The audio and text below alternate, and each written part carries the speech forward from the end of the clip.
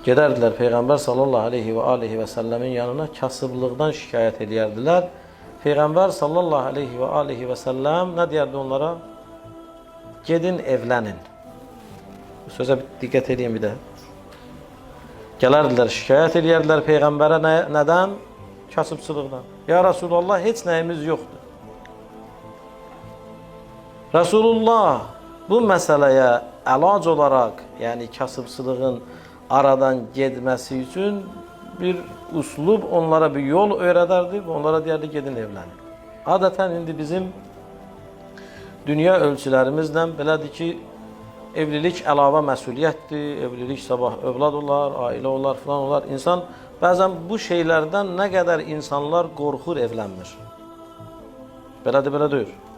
Lakin Peyğəmbər isə onun yanına gələn kasıba deyərdi, get, istəyirsən kasıbçılığın aradan getsin, get evlən.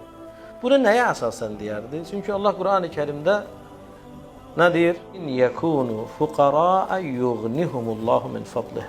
Əgər onlar kasıb olsalar, Allah onlara öz fəzlindən, öz hikmətindən, səxavətindən ruzi verər. Yəni bundan nədir? Allah Qur'an-ı Kərimdə deyir ki, qorxmayın.